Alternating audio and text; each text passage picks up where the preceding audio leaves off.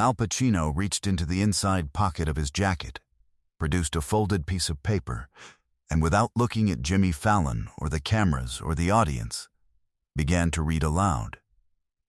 His voice was low, deliberate, not the voice of a performance, not the controlled roar that had shaken movie screens for 50 years, but something quieter than that. The voice of a man reading something true in a room full of people he had decided to trust. Jimmy Fallon went still. He had been leaning forward in his chair, relaxed, in the easy posture of a host midway through a comfortable interview. And then he heard the first sentence of the letter, and he did not move again. His eyes filled almost immediately. He pressed his lips together. He tried, twice, to hold himself together. He could not. Tears were streaming down his face before Al Pacino had finished the second paragraph, and Jimmy Fallon did not wipe them away.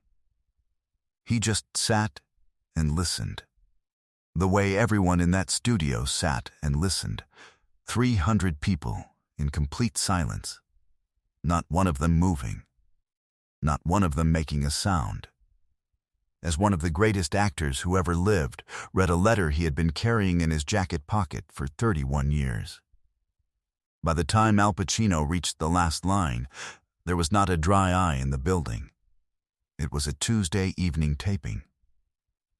November 2023. The Tonight Show starring Jimmy Fallon. Al Pacino was the guest.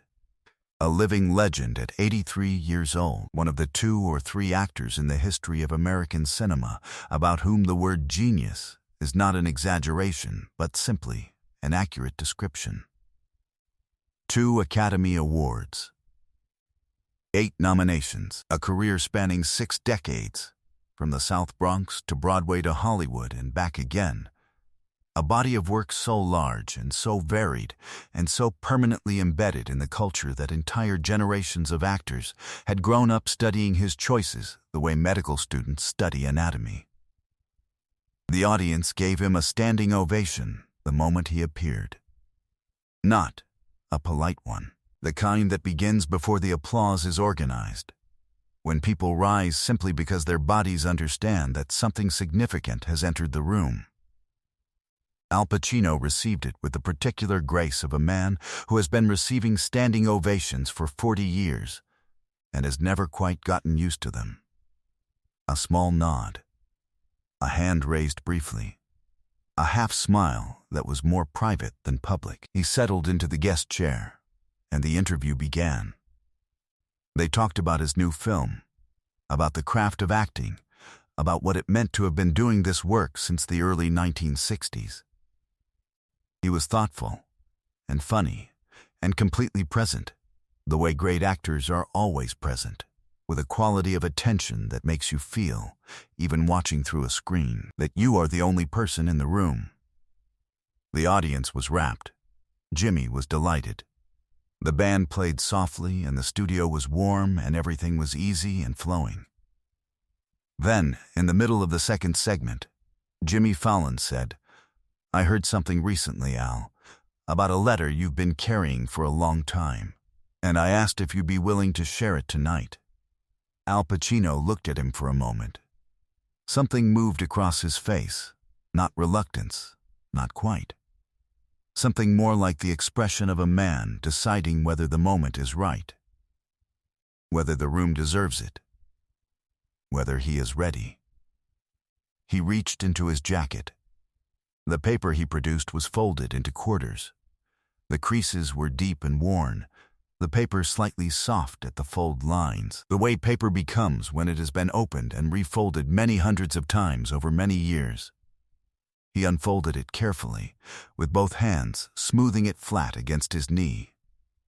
The handwriting on it was visible from the front row, neat, precise, slightly small, written in blue ink on paper that had yellowed at the edges like an old photograph. Not thick, not official, just a letter. 2 pages, written by hand, in full, by someone who had something to say and had said it carefully and completely, and then folded it and sent it, and never known whether it arrived in time. And then Al Pacino began to read. The entire studio froze, not because anything dramatic had happened, because something real had. Because there is a specific silence that falls over a room when a person stops performing and simply tells the truth. And 300 people in that studio recognized that silence immediately, and honored it the only way you can honor it, by going completely still. The band director raised one hand and the music stopped. The cameras kept rolling. The producer in the control room did not cut to commercial. Jimmy Fallon's tears were already falling, quiet and unmanaged, and he did not try to stop them, because stopping them would have been a smaller thing than what the moment required. 300 people held their breath. And Al Pacino read. To understand what that letter was, you need to understand what happened in 1962. Because Al Pacino wasn't always Al Pacino. Two-time Oscar winner, cinema legend, one of the most recognizable faces and voices in the history of the American screen. He was, once, just a 22-year-old kid from the South Bronx who was so broke he sometimes slept in the theater where he was rehearsing because he could not afford the subway fare back to the apartment he could barely afford to keep. In the winter of 1962, Al Pacino was studying at the Actors Studio in New York City, and he was, by his own admission in later interviews, as close as he had ever come to giving up. Not because he lacked talent. The people who taught him and worked alongside him during those years said, uniformly and without qualification, that they had never encountered anyone quite like him, that the quality of his attention, the depth of his emotional access, the precision of his physical choices were not things that could be taught, but were simply present in him. The way certain people are born already knowing something that others spend a lifetime trying to learn. What he lacked was money and time, and the particular kind of belief in yourself that sustains a person through years of rejection before the world decides to agree with what you already know. He was 22 years old, and he had been in New York for 4 years, and he had never been cast in anything that paid. He was doing odd jobs, carrying boxes, washing dishes, moving furniture, to cover his share of a 3-room apartment in the East Village that he shared with 2 other actors who were in the same condition. He ate badly. He slept less than was good for him. He rehearsed constantly, in small rooms with bad lighting, for productions that almost no one saw. In February of 1962, on a Tuesday evening, he was sitting on the steps of a building on West 44th Street near the theater district, in the cold, eating half a sandwich he had saved from the morning, reading a script for an audition the following day. He was not reading it the way people read scripts when they are going through the motions. He was reading it the way he read everything, completely, with his whole body engaged, mouthing the lines quietly, listening to the sound of each word the way a musician listens to a chord to hear what is wrong with it. A man sat down on the step beside him. His name was Vincent Calabrese. He was 63 years old, a retired high school drama teacher from Queens who had spent 35 years teaching Shakespeare and Tennessee Williams and Arthur Miller to teenagers who were usually more interested in other things, and who had produced, in those 35 years, exactly 1 student who had gone on to a professional career, a woman named Patricia, who was now playing small parts in regional theater in Connecticut, and whom he was immensely proud of. He had retired the previous spring, and he came to the theater district on Tuesday evenings, because it was where the theater was, and the theater was the thing his life had been organized around for as long as he could remember, and retirement had not changed that. He noticed the young man on the steps reading the script. He noticed the quality of attention.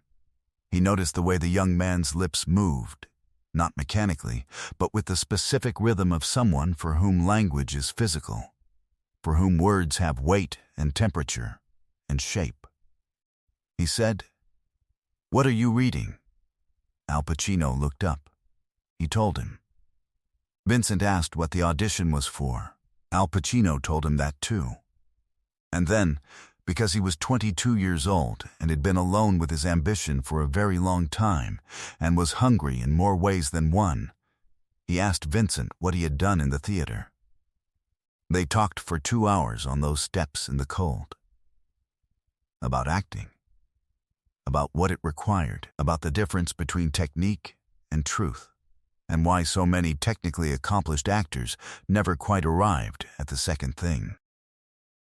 Vincent had seen everything that had come through New York in the previous 30 years. He had opinions, precise and well-reasoned, and entirely without condescension, and he shared them with a 22-year-old stranger on a Tuesday night the way certain teachers share things. Not because they expect anything in return, but because the alternative is to let the knowledge go to waste. Before they parted, Vincent said one thing that Al Pacino would carry for the rest of his life. He said, "The thing about you, and I am telling you this because you need to hear it and no one else is going to say it to you tonight, is that you are not a person who is trying to become an actor. You are already an actor. The work now is just waiting for the world to catch up to something that is already true." They shook hands. They did not exchange contact information. There was no particular reason to believe they would ever cross paths again. Al Pacino went home to the East Village, and the next morning he went to the audition, and he got the part. A small part. A part that led to another part. That led to the trajectory everyone now knows. He thought about Vincent Calabrese many times over the years. In the early lean times, when the rejections came in batches, and a Tuesday evening in February was the thing he held on to. Later, when the career was everything he had dared hope it might become, when the awards came and the recognition came, and the world finally agreed with what an old drama teacher from Queens had told him on a cold sidewalk before any of it happened. He tried twice in the early 1970s to locate Vincent through the New York City school system. The trails went cold both times. In 1985, a letter arrived at his production office. Postmarked Queens. The handwriting on the envelope was neat and precise and slightly small. Vincent Calabrese had found him the same way everyone found everyone in the years before the internet made it effortless, through persistence, and through a friend who knew someone who knew someone who knew his manager's address. The letter was 2 pages. It did not ask for anything. It said only that Vincent had followed his career from the beginning, that he had watched every film, that he had told his story. A cold Tuesday evening in February 1962. A young man reading a script on a stoop, to every class he had taught in the years since, not as a story about Al Pacino, but as a story about what it looks like when talent is real. He said he hoped the years had been good. He said he was proud in the way that a person is proud of something they had no right to be proud of and could not help feeling proud of anyway. He said that if he had done one useful thing in his life, it was that he had told a young man the truth on a cold night, when the young man needed to hear it. He signed it. Vincent Calabrese, retired. Queens, New York. He did not include a return address. He did not appear to expect a reply. Al Pacino received the letter on a morning in March 1985 and read it at his kitchen table and sat very still for a long time afterward. He wrote a reply that afternoon. He sent it to the only address he had, which was a postal route in Queens that his assistant had found by working backward from the postmark. The reply came back 3 weeks later. No such address. Unable to deliver. Vincent Calabrese had moved, or passed away, or simply vanished back into the quiet life of a retired teacher in a borough of 8 million people. Al Pacino never found him. He kept the letter in the inside pocket of whatever jacket he was wearing for the next 31 years, refolding it along the same creases every time he opened it, reading it before every role he was afraid of, reading it in the dressing room before every awards ceremony, reading it on the mornings when the work felt impossible, or the world felt indifferent, or the distance between what he knew he could do and what he had so far been asked to do felt too wide to cross. He kept it because Vincent Calabrese had told him the truth. At the exact moment, the truth was the only thing that could have kept him from walking away. And he had never been able to say thank you. And the letter was the closest he had ever gotten to the man who deserved it. In the autumn of 2023, the granddaughter of Vincent Calabrese, a woman named Rosa who taught drama at a public school in the Bronx, who had grown up hearing the story of a cold Tuesday night in February 1962 from her grandfather until it was as familiar to her as a family photograph, submitted the story to a Tonight Show segment that collected untold stories of ordinary people who had changed someone's life without knowing it. She submitted it with no expectation. She submitted it because her grandfather had died in 1991 at the age of 92, having spent his final years in a small apartment in Flushing, still watching films, still telling his students the story, never knowing whether the young man on the steps had become the thing he had seen in him that night. Jimmy Fallon's team called Rosa within a week, and then Jimmy Fallon made a phone call that he later said was the most nervous he had ever been to dial a number in his professional life. Al Pacino answered on the second ring. Behind the scenes, Al Pacino had made a decision that defied every producer's expectation. The Tonight Show's producers had assumed, when the segment was being planned, that the moment would be built around an interview, that Jimmy would ask Al Pacino about Vincent Calabrese, and Al Pacino would tell the story and perhaps show the letter to the camera. Al Pacino had a different idea. He called Jimmy 2 weeks before the taping and said, "I don't want to talk about the letter. I want to read it. I want to read it the way Vincent wrote it. I want people to hear his words, not my description of them." He earned that. At minimum, he earned that. The producers had agreed, with the condition that Al Pacino tell them in advance what the letter contained, so they could prepare the audience for its emotional weight. Al Pacino had declined. He said, "If I tell you what is in it, it will not land the same way. You have to trust me." And then he said something that ended the conversation. Vincent trusted a stranger on a cold night. "The least I can do is extend the same courtesy to a room full of people who came here tonight in good faith." Rosa Calabrese was in the third row. She had been told by the show's talent coordinator only that the segment would involve her grandfather's story. She had not been told that Al Pacino would be reading the letter aloud. She had not been told that the letter still existed. She had not known, until this evening, that Al Pacino had ever received the reply her grandfather sent in 1985, or that it had been carried in a jacket pocket for 31 years, or that it had been read before every role, every ceremony, every morning when the work was hard. She was sitting in the third row with her hands folded tightly in her lap, and her face, when Al Pacino began to read, was the face of a woman hearing her grandfather's voice come back from 32 years of silence.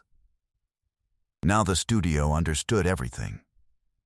The folded paper, the worn creases, the 31 years of carrying.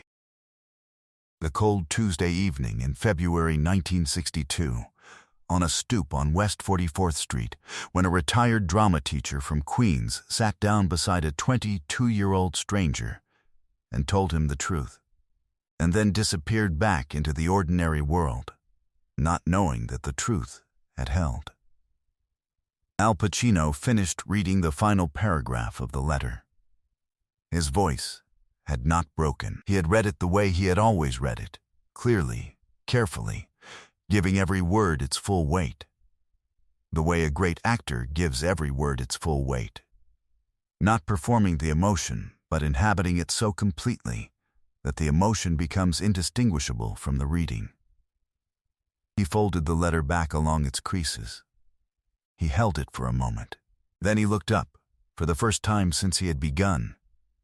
And he looked not at Jimmy Fallon and not at the cameras, but at the third row. At Rosa Calabrese. At a woman he had never met, who had the eyes of a man he had spoken to once, for 2 hours, on a winter night in 1962. But this is the moment no one in the studio and no one watching at home ever saw coming. Al Pacino stood up.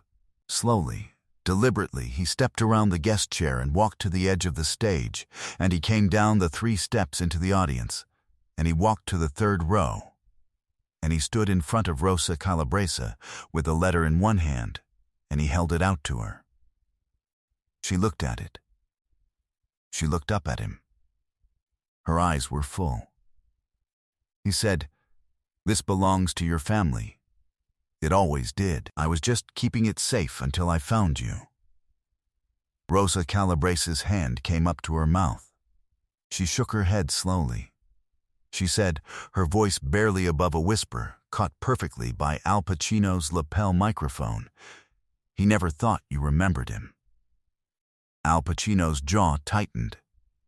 His eyes, which had been steady through the entire reading of the letter, filled at last. He said, "I have read this letter before every single role I have ever been afraid of," he said, his voice dropping further. "I have read it more times than I can count." He was quiet for a moment. Then he said, "A man does not forget the person who told him the truth when the truth was the only thing standing between him and giving up." Rosa took the letter from his hands with both of hers. She held it the way Alicia Houston Garland had held the cassette tape, with the specific care of someone receiving something that has been loved by someone else for a very long time. "I want you to have it," Al Pacino said. "But I want you to know one more thing first." He paused. He looked at her directly. His voice was completely quiet now, just above a whisper, and the studio was so still that every word reached the back row without effort. "He was right," Al Pacino said, "about everything he said that night. He was completely, entirely right. And I want his granddaughter to know that. I want you to know that whatever he told his students about that Tuesday evening, whatever story he told for the rest of his life, the ending of it is this. He gave a 22-year-old kid on a cold night exactly what he needed. And the kid became exactly what your grandfather said he was going to become. He earned the right to that story. He earned every telling of it." Jimmy Fallon had long since stopped trying to hold himself together. He was standing behind his desk, with tears streaming freely down his face, both hands pressed flat on the desktop, and he was not making any attempt to speak or to bring the moment back inside the format of a television program, because the moment was larger than the format, and everyone in that room understood that. Questlove's drumsticks were still. The band had not moved. 2 camera operators were crying. The director in the control room had his headset around his neck instead of over his ears, because he could not bear to be behind glass for this, even metaphorically. The applause began in the back of the studio and came forward in a wave. 300 people rising together, slowly, and then all at once, the sound building until it was enormous and warm and had nowhere left to go but up. Filling the studio, filling the hallways, audible on the street outside through the walls of 30 Rockefeller Plaza on a Tuesday evening in November, where a woman walking by stopped on the sidewalk and looked up at the building and felt, without knowing why, that something important had just happened inside it.